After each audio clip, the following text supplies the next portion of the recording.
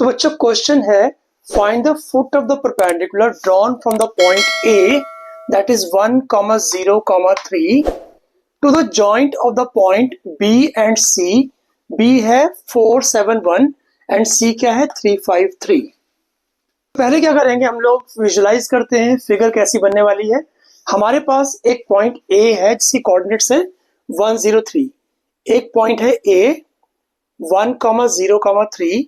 यहां से perpendicular drop हो रहा है किसके ऊपर, एक लाइन के ऊपर जिसके एंड पॉइंट आपको दिए हुए हैं बी एंड सी। बी है हमारा 4,7,1 एंड सी क्या है, सी है 3,5,3। ठीक है, और यहां से ए से परपेंडिकुलर जो आएगा ना, इसको मैं डी एज्यूम कर लेता हूं एंड डी के कोऑर्डिनेट्स एज्यूम करते हैं x1 y1 एंड z1, ये मैंने एज्यूम कर लिया। इसके बाद आपको निकालना है d, that is the foot of the perpendicular from the point a to the line joining BC। तो d को एज्यूम करने के बाद अब क्या करेंगे, क्योंकि लाइन जो AD है, लाइन जो AD है वो परपेंडिकुलर किसके है, BC के।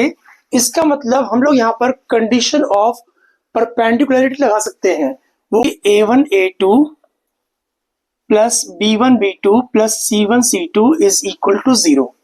A1 क्या है, A1 है x1 माइनस 1, B1 है y1 माइनस 0 और C1 है z1 माइनस 3। अब A2 B2 C2 क्या होंगे, डायरेक्शन रेशियोज ऑफ BC होंगे। निकाल लेते हैं, पर ध्यान से देखो, 3 माइनस 4 माइनस 1 आ गया, 5 माइनस 7 माइनस 2 आ गया एंड 3 माइनस 1 2 आ गया। क्लियर।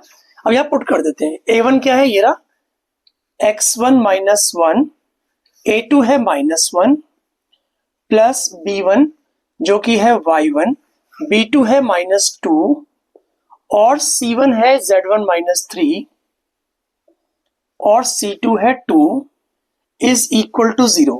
तो यहां से इक्वेशन आएगी minus x1 plus 1 minus 2y1 plus 2z1 minus 6 equal to 0।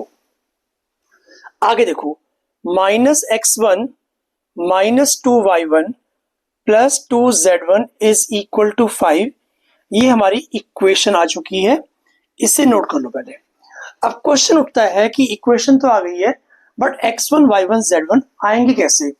एक चीज और देखो, जो आपको डी पॉइंट है ना, वो किस पे लाई करता है, BC के पर लाई करता है, और BC की आपके पास इक्वेशन नहीं है तो आराम से निकाल सकते हो using the 2 point form of a line, that is x minus x1 upon x2 minus x1।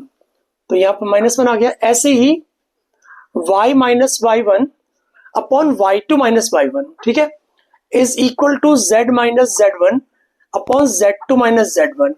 ठीक है, इसको देखो एज d जो है x1 y1 z1 कहां लाई करता है, ऑन द अबव लाइन। अगर x1 y1 z1 जो d के कोऑर्डिनेट्स है इस लाइन के ऊपर लाई करेंगे तो जहां पर x है वहां पर x1 लिख सकते हो, जहां पर y है वहां पर y1 लिख सकते हो और जहां पर z है वहां पर z1 लिख सकते हो। इसको हम k के इक्वल कर लेंगे बिकॉज सारी ही रेशियोज इक्वल है। तो यहां से निकालेंगे x1, तो x1 आ जाएगा माइनस k प्लस 4, y1 आ जाएगा माइनस 2k प्लस 7, ऐसे ही z1 आ जाएगा 2k प्लस 1। इन x1 y1 z1 को हम पुट करेंगे इक्वेशन नंबर 1 पर, तो वहां से क्या आएगा, आपको k की वैल्यू मिल जाएगी। तो माइनस x1, देखिए माइनस x1 फिर क्या है minus 2 times y1, minus 2 times y1 फिर है plus 2z1, plus 2z1 is equal to 5। ठीक है, सिंप्लीफाई करते हैं तो आएगा k minus 4 plus 4k minus 14 plus 4k plus 2 is equal to 5। k plus 4k 5k आ गया, 5 प्लस 4 9k आ गया, 9k आ गया। Minus 4 minus 14 minus 18, minus 18 plus 2 minus 16 is equal to 5। तो यहां से 9k आ गया 21 के इक्वल। k आ जाएगा 21/9 के इक्वल, तो k हो गया 3 7 3 3 k की वैल्यू 7/3 आ गई। अब जो k है ना आपको हेल्प करेगा फुट ऑफ परपेंडिकुलर निकालने में।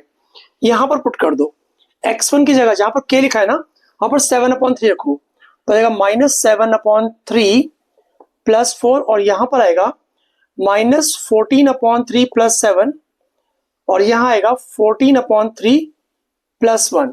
तो कितना हो गया ये हो गया 5/3, और ये हो गया 7/3, और ये हो जाएगा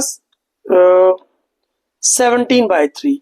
यानी जो फुट ऑफ परपेंडिकुलर है, जो हमारे क्वेश्चन का एम था कि find the foot of perpendicular, तो उसके जो कोऑर्डिनेट्स हैं डी के वो हो जाएंगे 5/3, 7/3, 17/3, एंड दैट्स योर आंसर। इस क्वेश्चन में कहीं भी आपको डाउट हो तो कमेंट सेक्शन में कमेंट करके पूछ सकते हो, मैं आपको जरूर रिप्लाई करूंगा। Thanks for watching, bye bye.